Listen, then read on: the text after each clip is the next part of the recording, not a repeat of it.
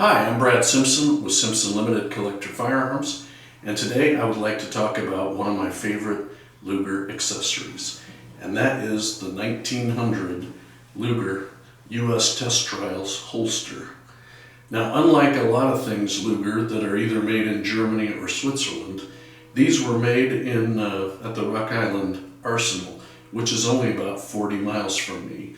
So not only is it a piece of German and U.S. history, it's also a piece of local history, which is one of the things that I like about it. Let's take a closer look. The important historical thing about this test trial was it was the first time the U.S. experimented with automatic pistols. They wanted to see how much, what the advantage was over revolvers, which they were using at the time. You know, if the faster shooting made them better, if they were as reliable, etc. And this trial ultimately led to the U.S. adopting the 1911 later. So yes, they had 1,000 Lugers, but it wasn't ultimately the gun that they decided to issue. As you can see, this is the 1900 Lugers that these holsters were made for.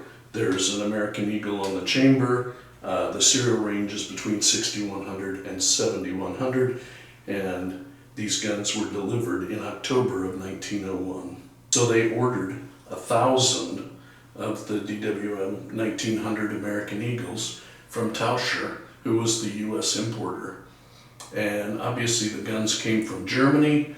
They took one example in December of 1901 and sent it to Rock Island Arsenal to make holsters for the 1,000 guns. And it's interesting, in the specifics, although they ordered the guns and each one had an extra magazine and they had takedown tools and cleaning rods, there was no provision for any of the accessories in the holster. Unlike the German military holsters, which had provision for a takedown tool and an extra magazine, this holster would just hold the gun itself and no other accessories. One thing that's interesting about these holsters, they actually look like a left-handed holster. But if you look at the specifications on them, they were designed to be worn on the right side with the butt forward, which is interesting because it would seem the easiest way to use them would be to open the flap with your right hand and pull the gun out with your left hand, and then you have a gun in the wrong hand. These holsters were actually ordered on the last day of 1901, December 31st, and they were manufactured in January of 1902. So soon after they got the first gun, 1,000 of these were in production and completed. Although we don't know the cost to manufacture the holsters, since they were done at the Arsenal, I haven't seen accounting for that. We know that the pistols were purchased, 1,000 of them, for $14.75 each, and the magazines were 88 cents on top of that. Each gun had an extra magazine. After these holsters were in service, Bannerman's purchased them at auction, and they were actually featured in the 1913 Bannerman's catalog at 95 cents a piece. And the ad claimed that they were in near new condition. And it's amazing that after over 100 years, you see them in this condition. So as you can see, these holsters had the U.S.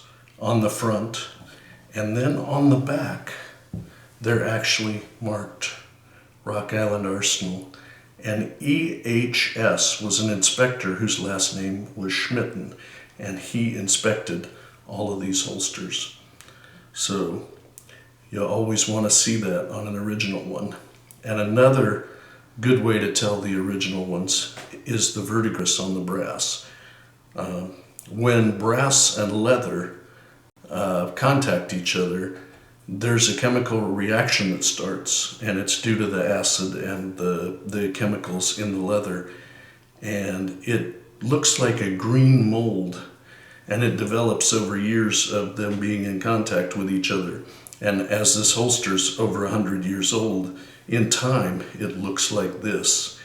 And you don't want to remove that because it's one of the characteristics of a holster that's that old. So as you can see, these holsters are a part of Luger history, they're a part of American military history, and for me it's a part of local history. And they're also a great addition to any collection.